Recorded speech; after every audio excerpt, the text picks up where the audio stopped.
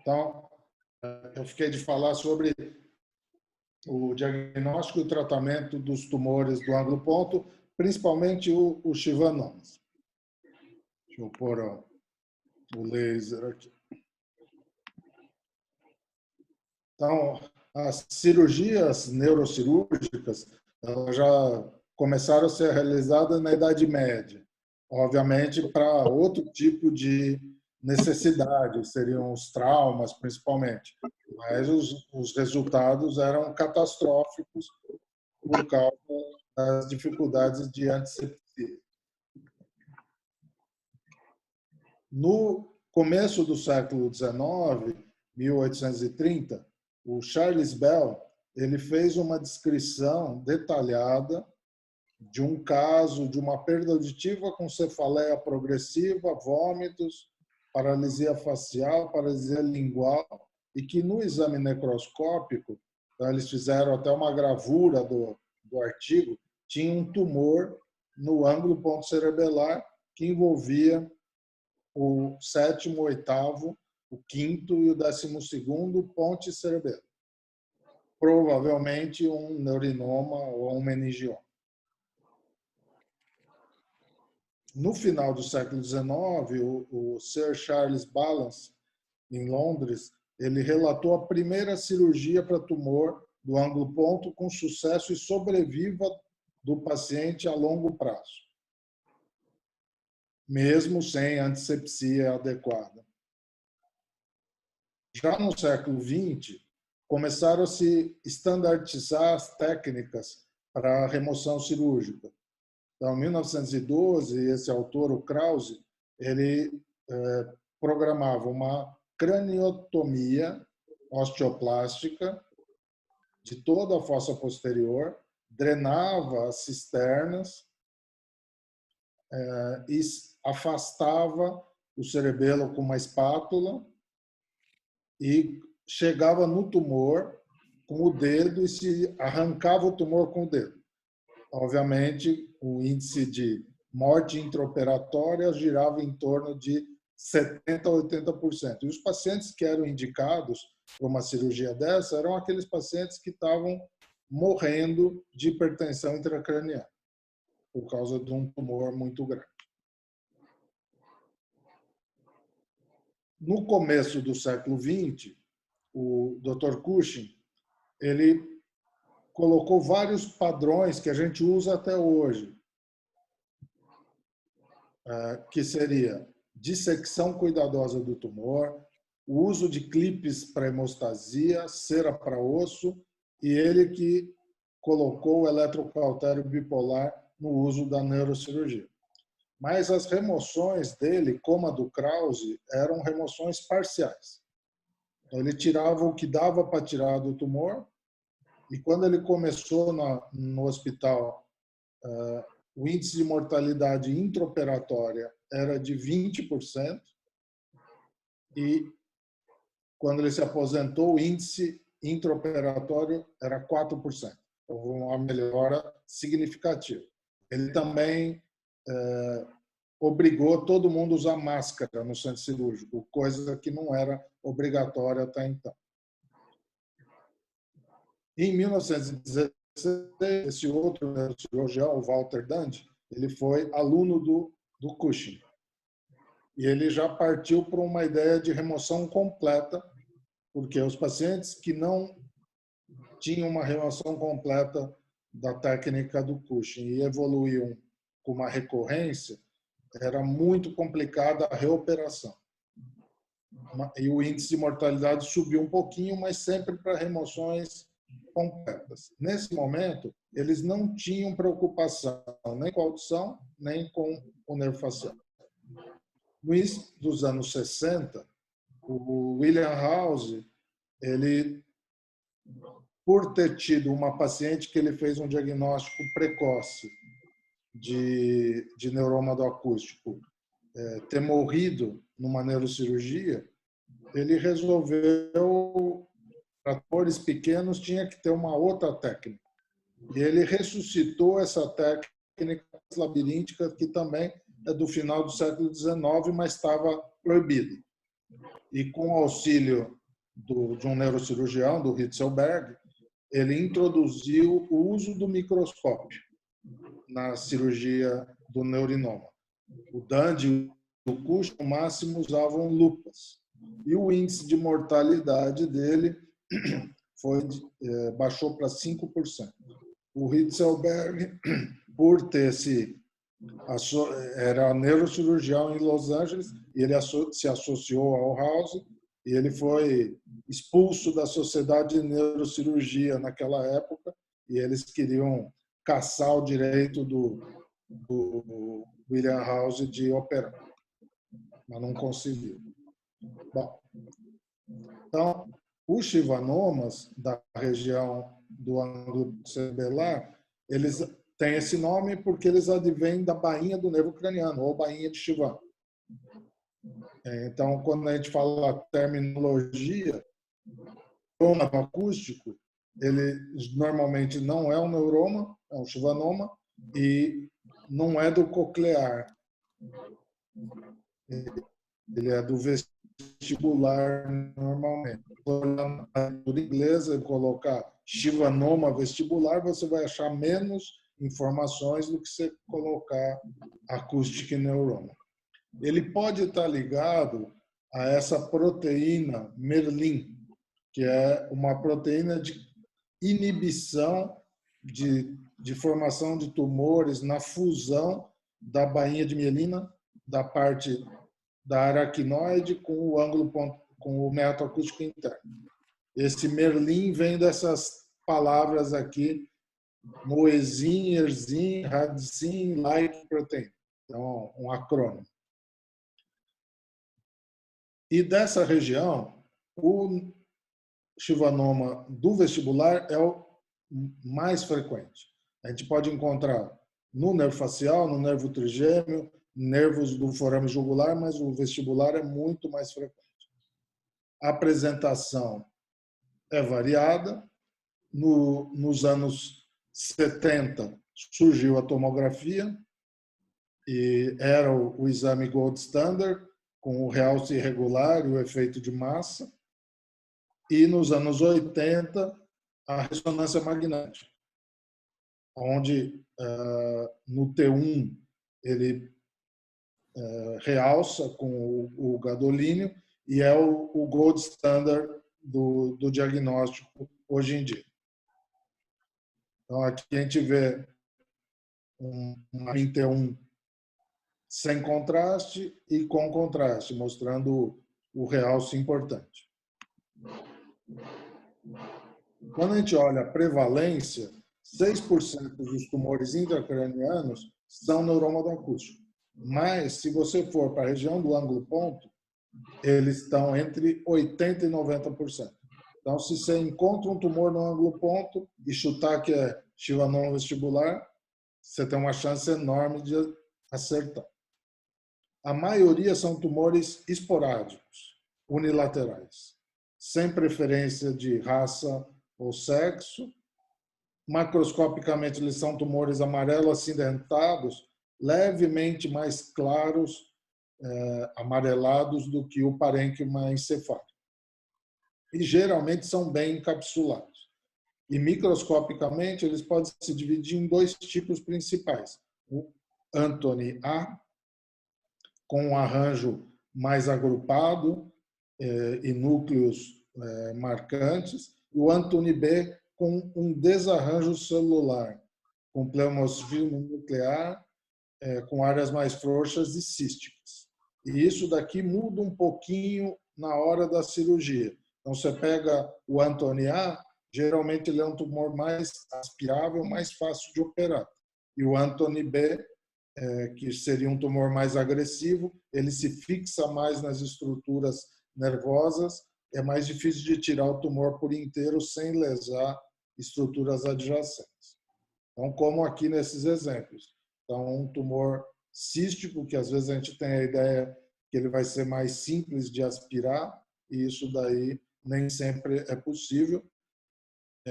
E como ele muitas vezes é aderido ao nervo facial, a ressecção muitas vezes é incompleta, como nesse trabalho de 2009 com a comparação de 57 tumores císticos com tumores sólidos. Existem várias classificações para o tamanho do tumor. A gente costuma usar essa do Dr. Jackler, lá de São Francisco, que ele pode ser dividido em 5 subtipos. Então, seria intracanalicular e extracanalicular. O intracanalicular é um tumor que está confinado ao meato acústico. E o 1 pequeno seria até 1 centímetro fora do meato, o 2 de 1,1 a 2,5, o 3 de 2,5 a 4 e o 4 maior que 4 centímetros. Como nesse esquema aqui. É um tumor totalmente intracanal, o tipo 2, que já é cisternal, encostando no tronco, tipo 3, tipo 4. Em relação aos sintomas, então, nesse artigo do Jackler, já antigo, o principal é a perda auditiva. O segundo é o zumbido. Então, toda vez que você tiver uma perda auditiva unilateral ou um zumbido unilateral, você tem que levar em consideração que possa ser uma doença tumoral do ângulo ponto. Então, normalmente, depois da audiometria, a gente já vai partir direto para o exame de imagem, de ressonância magnética. Se a gente estivesse dando essa aula nos anos 70, a gente falaria, não, vamos para a parte eletrofisiológica primeiro. Mas hoje em dia a gente vai fazer a parte eletrofisiológica na sequência. Para a audição, a gente tem 2 possibilidades de classificação. Então, essa daqui, que a gente usa mais, que é da Academia Americana de Otorrino, ela divide os resultados audiométricos em 4 índices. De acordo com a intensidade, até 30 dB e 70% de discriminação, A. Até 50 dB, 50% de discriminação, B. Esses seriam os tumores que supostamente a gente consegue preservar a audição. O tipo C, com pior do que 50 dB, mas com uma discriminação melhor que 50%. E o tipo D, com qualquer limiar com discriminação pior do que 50%. E existe uma outra classificação, que é essa de Gardner-Robinson, que é parecido. Ele divide em 5 níveis, com o tipo 1 de 0 a 30, com discriminação acima de 70, equivaleria ao A. O tipo 2, de 30 a 50 e de 59 a 60, discriminação, equivaleria ao B. O tipo 3, com uma discriminação pior do que 50%, mais uma audição acima de 50 ao C, e ele subdividiria o D em o 4 e o 5, onde não teria praticamente audição útil. E para que servem essas classificações? Para a gente julgar se vale a pena tentar preservar a audição. A história e o exame físico geralmente são pouco ajudantes no diagnóstico. O audiograma é super variável, desde uma anacusia até uma audição normal. O potencial evocado pode ter falsos positivos e falsos negativos, a mesma coisa da autoemissão acústica. Os testes vestibulares também podem dar alterados, normais, irritativos ou deficitários. E a imagem é o gold standard, principalmente a ressonância. Da parte clínica, quanto mais profundo no interior do meato acústico, mais precoce são os sintomas auditivos vestibulares. Então, você pode ter um tumor pequenininho, de meio centímetro, bem no fundo do meato, vai ter muitos sintomas. E quanto maior for o tumor, no ângulo ponto, maior são os sintomas neurológicos. Então, você pode ter um tumor de 3 centímetros no ângulo ponto, com audição normal, e o paciente já tem um déficit de equilíbrio de marcha. Por análise de imagem e de necrópsia, estima-se que o crescimento dos tumores varia de 0,1 a 0,2 centímetros de diâmetro por ano. Mas alguns podem ter crescimento mais rápido ou até uma involução. Não se sabe exatamente por que alguns tumores mudam de característica. Seria um fator hormonal ou imunológico que desencadearia isso. Todas essas audiometrias são de pacientes com neuroma do acústico. Então, aqui um neuroma à esquerda, um neuroma à direita, um neuroma à direita e um neuroma à esquerda. Mas existem as possibilidades também do indivíduo ter uma anacusia do lado direito e o neuroma do lado esquerdo.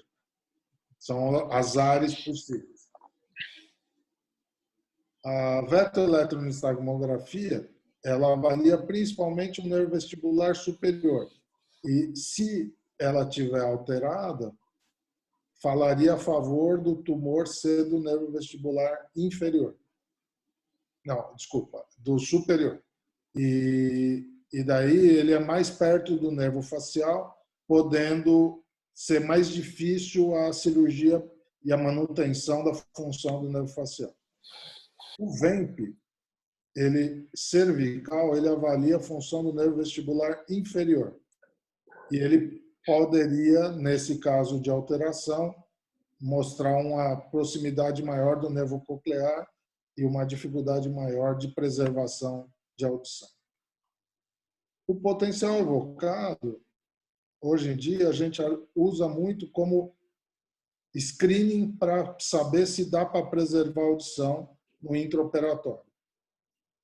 Porque o resultado de diagnóstico, hoje em dia, não cabe.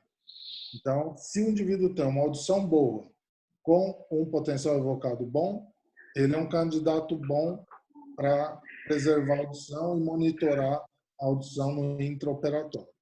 Se ele tem uma audição razoável e um BERA ruim, o BERA, que vai dar a capacidade de monitoramento intraoperatório, ele inviabiliza essa possibilidade. Aqui na tomografia, então, tumores maiores do que 1 centímetro, e estaria indicado para pacientes que tenham dificuldade de fazer a ressonância, com implantes metálicos magnéticos, e pacientes claustrofóbicos que não fazem a ressonância de jeito nenhum.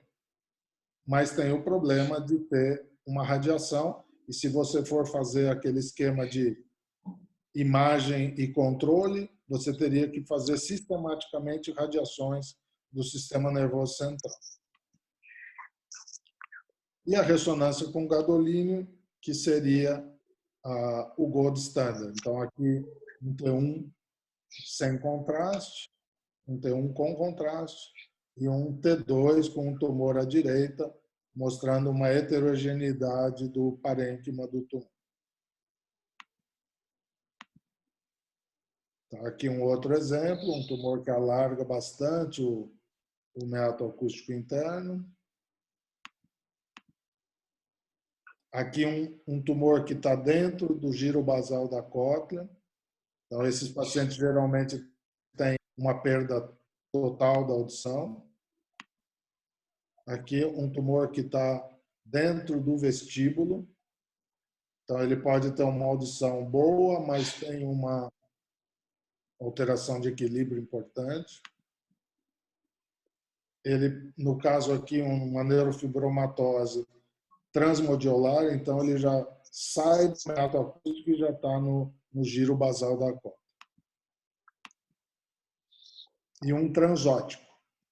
Então, ele pega o meato, o vestíbulo e já tem tumor aqui na orelha média, no nervo facial. Então, geralmente são neurofibromatoses.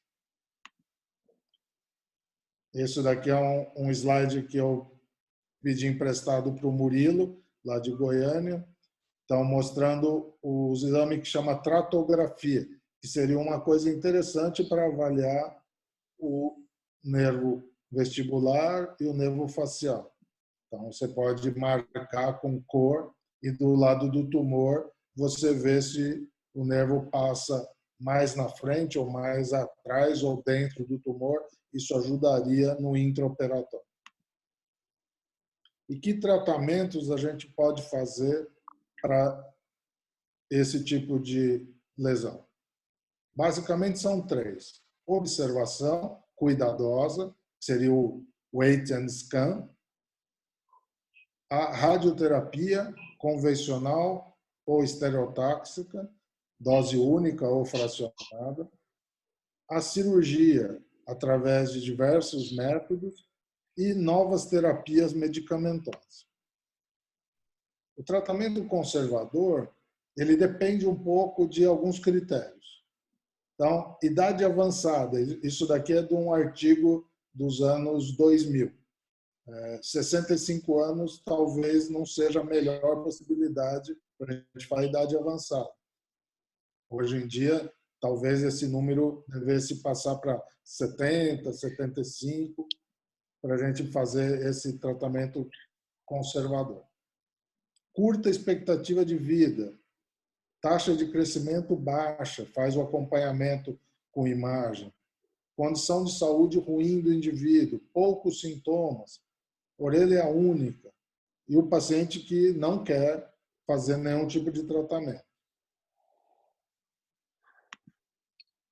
Então, esse daqui é um paciente, inicialmente tinha essa lesão, foi feita uma observação por 4 anos, e 4 anos depois o realce tinha caído muito. Esse paciente, se não me engano, era um paciente da norma. Na observação, o tamanho tumoral não tem relação com sintomas audiovestibulares do Chivanoma. E a taxa de crescimento vai ser importante para prever a progressão dos sintomas e mudar a característica do tratamento. E o exame de escolha seria a ressonância seriada, a menos que o paciente tenha alguma daquelas contraindicações. Então, aqui é um artigo do ano passado que analisaram no Centro de Tumores dos Estados Unidos 11 anos. Então, eles pegaram 28.190 neurinomas, a idade média 55 anos, 52% feminino, 40% fez cirurgia, 30% rádio e 27% observação. Isso daqui mudava de acordo com o estado dos Estados Unidos onde o indivíduo morava. Então, nas costas dos Estados Unidos, costa oeste e costa leste, tem centros de cirurgia mais desenvolvidos. Então, nessas áreas, o número de cirurgias proporcionais à radioterapia eram menores. E no miolo dos Estados Unidos, o número de radiocirurgias era maior proporcionalmente à microcirurgia. Mas, no fim das contas, a distribuição é muito homogênea.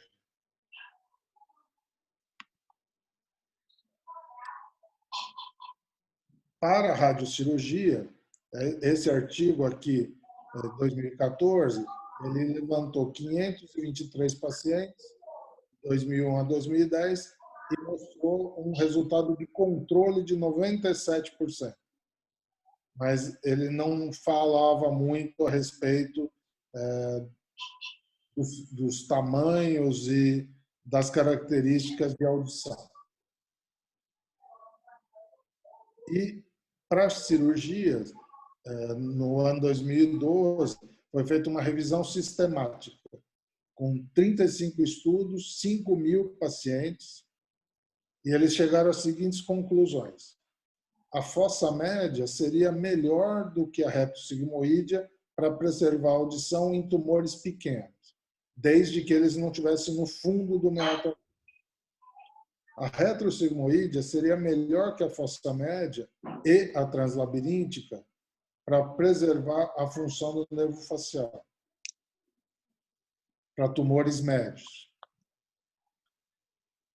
A retrosigmoídea gera mais cefaleia que a translabiríntica. E as incidências de tumor residual, mortalidade, complicações e recorrência e disfunção de outros nervos foi semelhante entre as três táticas.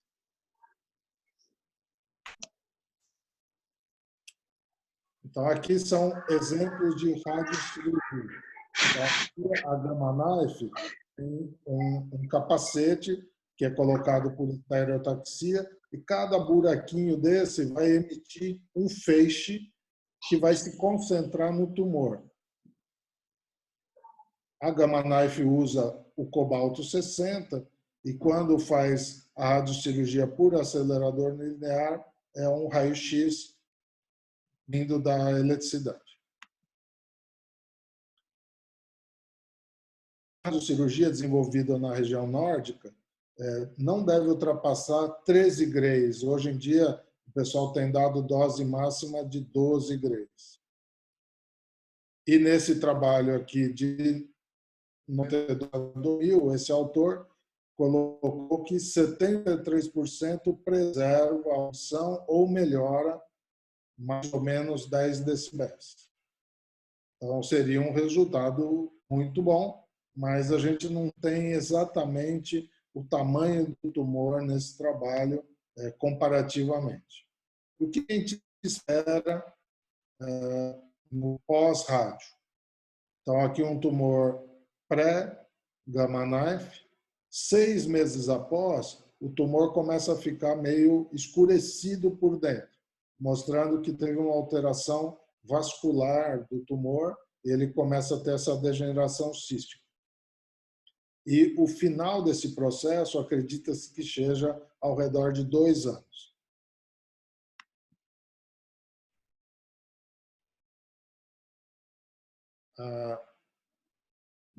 Aqui é uma análise de cirurgia.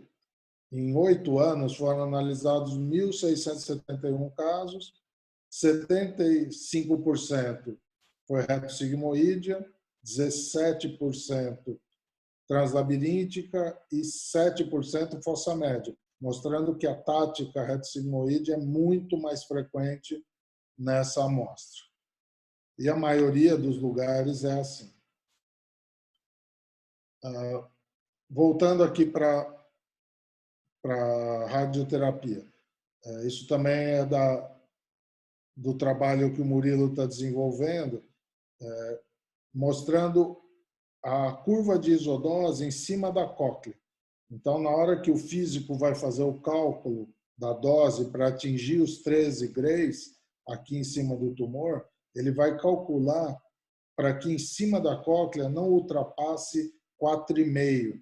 Então, aqui está no cantinho do meato acústico. Isso, quando o tumor é mais cisternal, é um pouco mais fácil. Quando o tumor vai até o fundo do meato acústico, é um pouco mais difícil. O grande problema da radiocirurgia é qual o risco que um tumor benigno se transformar em um tumor maligno. Existem descrições. Esse artigo aqui de 2010 colocou que um neuroma que vinha sendo acompanhado durante algum tempo, depois da radioterapia, ele começou a crescer de forma descontrolada. E na análise histológica mostrou-se umas alterações de alteração nuclear. Mas, se a gente lembrar daquela classificação Anthony A e Anthony B, o Anthony B já tem uma alteração morfológica. E ele tem alteração no núcleo da célula. Então, será que esse tumor Anthony B, se for irradiado, ele tem um risco maior? Esse tipo de coisa não se sabe. Entretanto, o número de radioterapias é muito grande e o número de descrições de malignidade é muito pequeno. Então, será que esse indivíduo tinha mesmo um neurofibroma ou ele já tinha um sarcoma? Difícil de falar.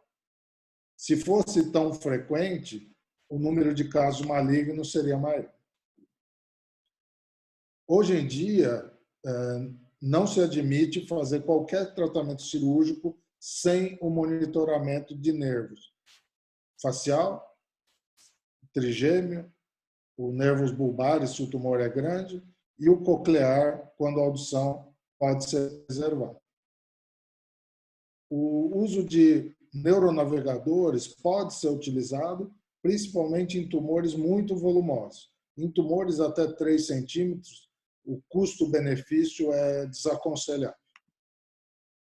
E as vias? A gente pode utilizar a via translabiríntica, que é a via do Earenhouse, a via transcoclear, a via retrolabiríntica pré-sigmoídea, que é uma via que preserva a audição, mas tem um acesso difícil ao fundo do meato acústico, a via retrosigmoídea, que é a via mais comum do neurocirurgião, e a via fossa média, que tem algumas limitações que a gente já vai ver um pouquinho para frente. A via transcoclear, ela é uma via direta ao fundo do meato acústico. Então, ela seria boa para remover pequenas lesões por acesso direto, transcanal, que pode ser feito com micro ou com endoscópio. Então, esse trabalho aqui do Dr. Marchione, lá da Itália, foi para mostrar que era possível fazer esse acesso por via endoscópio. Mas tem que se fechar o meato acústico e ocluir a tuba depois, por causa do risco, lógico, de fístula licórica, e meningite e morte. A via translabiríntica, ela teria uma baixa morbidade cirúrgica, uma boa preservação neurofacial, equivalente à suboccipital, mas ela não pode preservar a audição porque a gente destrói o labirinto. A tática, principalmente, é a confecção desse retalho ósseo, que chama ilha flutuante, e da abertura do meato acústico interno para chegar na região do ângulo-ponto e remover o tumor. Mas como esse acesso é muito pequeno, se houver qualquer tipo de sangramento, a dificuldade de controle é maior. Por isso que o neurocirurgião não gosta muito dessa tática.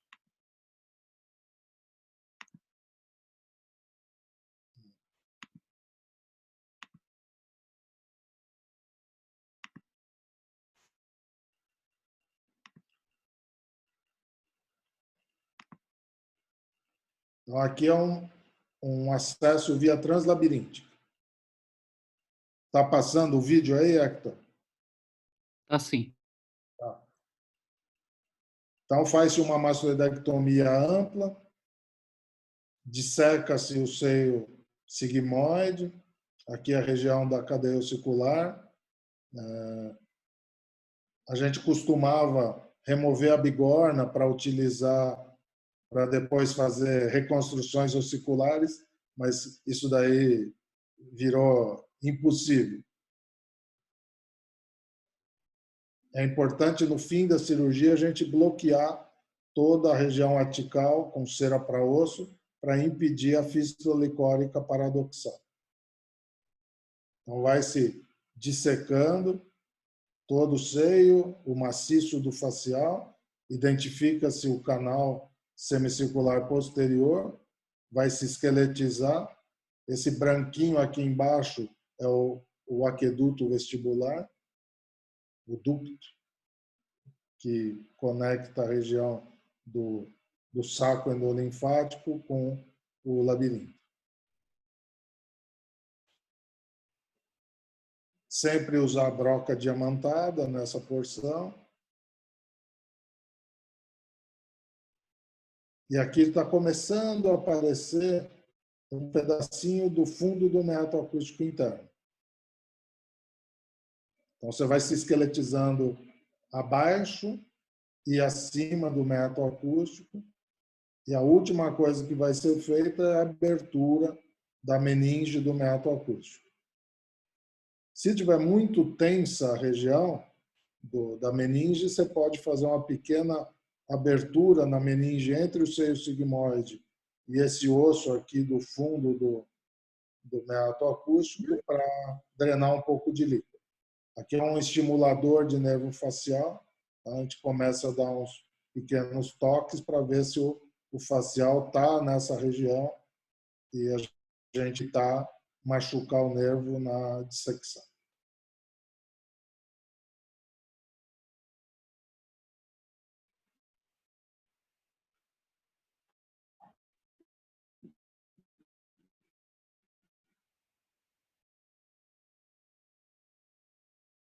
Então, vai se removendo fragmentos de osso, acaba se abrindo um pedacinho da cisterna, e daí já começa a aparecer aqui o tumor.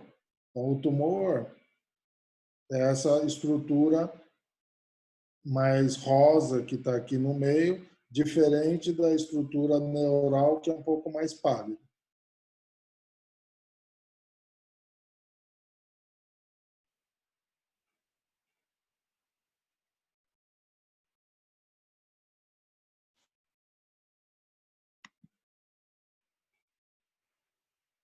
Então, com o instrumento rombo, você vai dissecando, tentando fazer o movimento de soltura do tumor sempre em direção ao fundo do meato. Mas isso nem sempre é possível. E vai se soltando o tumor do nervo, no caso aqui o nervo facial, que está passando aqui na diagonal.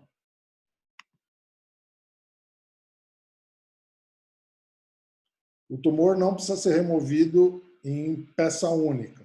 Ele pode ser removido aos pedaços, que é o ideal. E sempre fazendo uma dissecção intra-aracnoide, porque dentro da aracnoide não tem estrutura nervosa. Os nervos passam por fora da aracnoide. Então, quando chega no fim, tirou o tumor, o ideal é isso, sobrou o nervo facial. Coclear está um pouco mais abaixo. E aqui no fundo, é o tronco cerebral. Aí obstrui-se o ático com cera para osso, e em cima dessa cera para osso vai ser colocado patê de osso, que a gente coletou no início da cirurgia para fazer um tabique e evitar a fístula licórica paradoxal, que seria o nariz pingar através da tuba auditiva.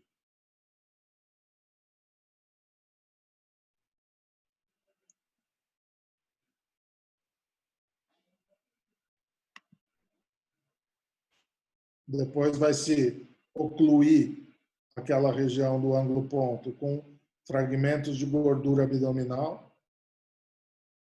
Então, faz-se uma rolha, tipo rolha de champanhe. Então, coloca-se uma parte grande para dentro e uma parte menor para fora. Daí, cola de fibrina e um outro fragmento de gordura que vai ocluir a cavidade. E importante é que o retalho de músculo periósteo tenha ficado bem íntegro, para a gente fechar em 2 planos. Então, fechar nessa região um pouco mais interna da incisão, o músculo e o periósteo, e depois a sutura da pele um pouco mais lateral. Normalmente deixo o paciente internado 1 semana, que é o período de observação de fístula licórica, e se o paciente está bem, tem alta. Os primeiros 5, 6 dias deixa-se com uma faixa compressiva para não fazer acúmulo de líquor na região subcutáneas. A via suboccipital retrosigmoide é a via preferencial do neurocirurgião. Hoje em dia é feito o paciente em decúbito lateral, deitado, faz-se uma incisão nessa região retrosigmoide e hoje em dia a gente tem dado preferência ao descolamento da cisterna e a colocação de fragmentos de algodão e não tem se usado mais os afastadores, tipo Leila, que eram bem traumáticos para a região do cerebelo.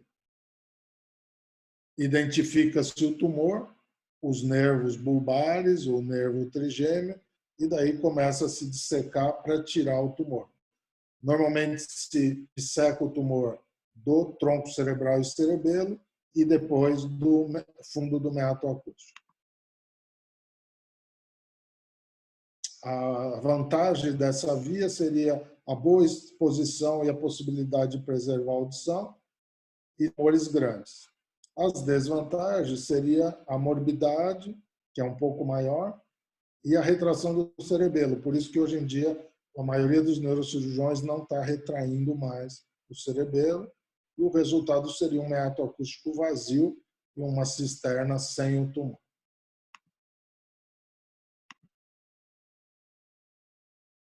Então, aqui é um acesso suboccipital, retrosigmoide. Então, a meninge é aberta e reparada aqui com um fio de prolene. Coloca-se escotonoides, abre-se a aracnoide do tumor. Pode ser com uma lâmina onge ou com um estilete. E daí vai se começar a emagrecer o tumor por dentro. Nesse momento, pode-se usar o aspirador ultrassônico, aquele Cavitron, ou fazer a microdissecção com essa pinça que parece um saco-abocado, chama pinça tumor. Ela é uma pinça em forma de baioneta, que a ponta é um saco-abocado fenestral. E vai se removendo aos pedacinhos, sempre procurando o nervo facial que vai estar por aqui, passando por trás do tumor.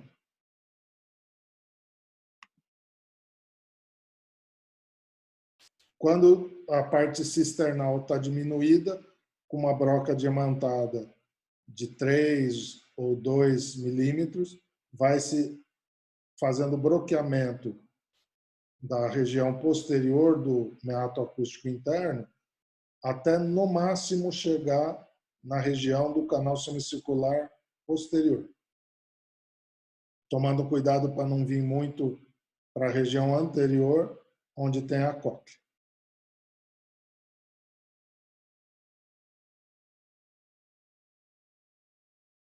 E aí, do mesmo jeito, vai se dissecando para identificar o facial.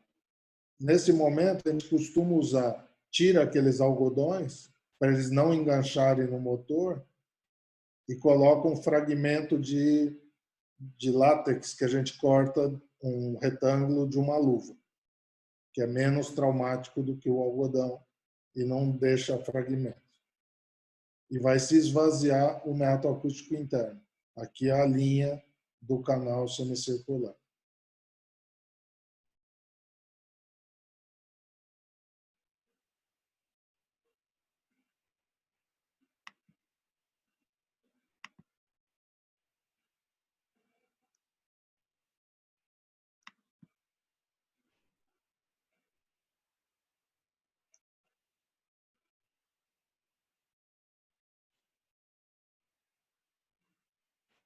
Então, saiu o tumor e preservou a inervação. E isso, o eletrofisiologista que está ali no campo vai estar ajudando a gente o tempo da cirurgia inteira.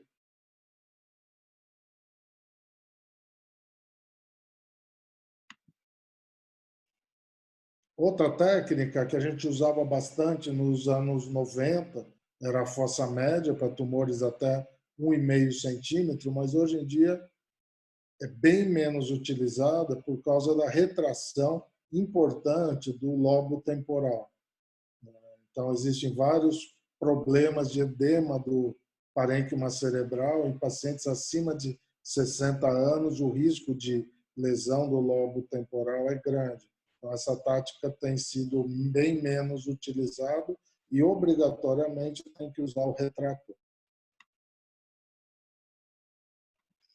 The middle fossa approach is ideal for small intracanalicular tumors in cases where hearing must be preserved. Following the placement of a linear skin incision, então, uma incisão linear que vem do arco zigomático, craniotomy is performed in the usual fashion. uma craniotomia. Extradural dissection is then carefully performed to expose the petrous apex, while preservation of the greater superficial petrosal nerve is maintained. Aqui é o nervo Next, bony petroso resection superficial, overlying the internal e daí auditory começa a meatus se is bloquear o meato until até Bell's bar is achar identified. o facial The e o dura can then coclear. be open, exposing the 7th and 8th cranial nerve complex. E identificação do tumor que estaria por baixo. Esse é o grande problema.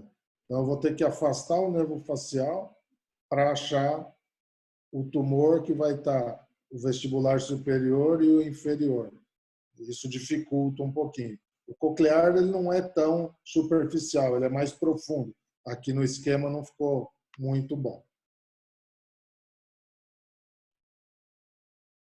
Esse é o caso difícil. Então, um artigo publicado do grupo lá de Los Angeles de fazer cirurgia na orelha única ou fazer radioterapia. É difícil de decidir. Então, eles pegaram 7 pacientes, 5 eram chivanomas, e a cirurgia só foi indicada nesses pacientes porque houve uma rápida piora da audição ou porque havia uma compressão cerebral importante. O baixo risco para perda auditiva foi muito ponderado. E qualquer risco é muito alto para uma pessoa que só tem uma audição. E novas terapias. Então, já nos anos 2000, 2010, surgiu esses inibidores da angiogênese para tratar neurofibromatose tipo 2. E alguns indivíduos tentaram usar também para neurofibromatose ou neuromas isolados recorrentes. E o que esse remédio faz? Ele atrapalha a angiogênese. O quanto ele é efetivo?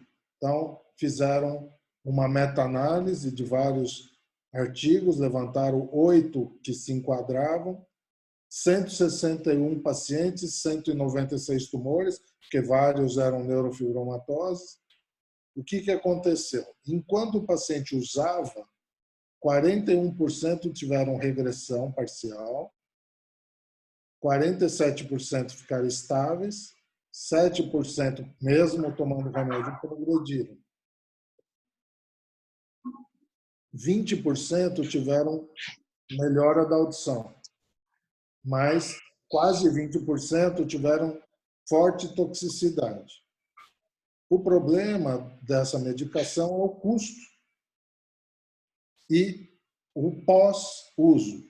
Então, se você usasse uma medicação dessa e o tumor ficasse estável por alguns anos, seria até justificável. O problema é que os trabalhos mostram que quando para de usar, rapidamente o tumor volta a crescer.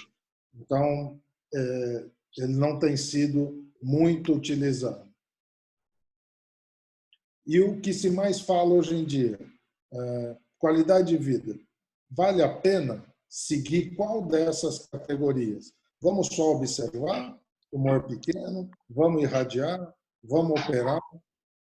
Então, esses autores levantaram 642 pacientes e não viram muita diferença na qualidade de vida de pacientes que fizeram cirurgia, radioterapia e observação.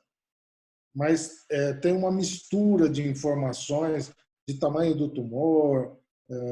Então, só quem vive o dia a dia com os pacientes sabe quanto é penoso para o paciente ficar com uma paralisia de longo prazo ou ficar com um desequilíbrio permanente depois de uma radioterapia.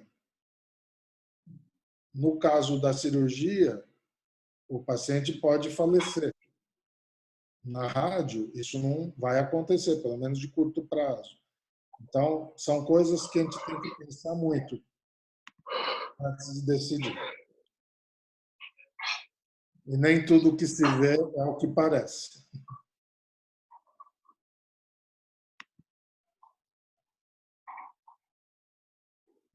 Então, acho que temos ainda uns minutinhos. Alguém quer fazer alguma pergunta? Estou à disposição. Ô, Testa, o Marcão está falando. Ah. Bom, primeiro, parabéns pela aula, foi muito bacana.